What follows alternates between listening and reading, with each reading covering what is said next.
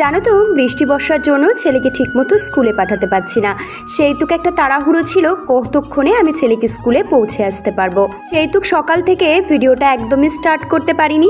স্কুলে ছেড়ে এসে হাঁড়িটায় মাটি দিয়ে সমস্ত সবজি টবজিগুলো কেটে নিয়ে দেখছি কলে জল পড়ছে, তো ভাবলাম সবজিগুলো একটু ধুয়ে নিই।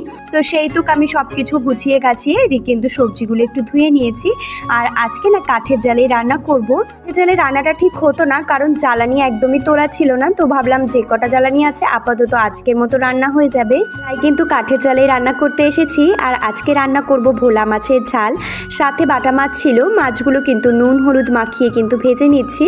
জানো তো আমার বাপের বাড়িতে না এই সব মাছগুলো আনলে সবসময় পাতায় ভাজাই করতো, কিন্তু এই বাড়িতে পাতায় ভাজা ওরা খুব একটা পছন্দ করে না, মানে ঝোল ঝালিটা বেশি পছন্দ করে।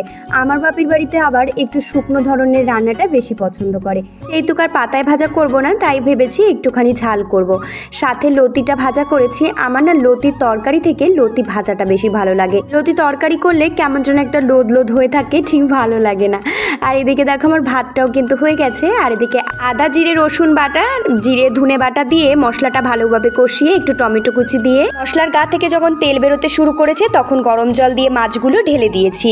নামানোর আগে গন্ধরাজ লেবু পাতা দিয়ে নামিয়ে নিয়েছি। আর বাবার জন্য তিতো পাট শাক দিয়ে বাটা মাছ দিয়ে করেছিলাম। এদিকে রান্নাবাড়ি করে জামা কাপড়গুলো শুকিয়ে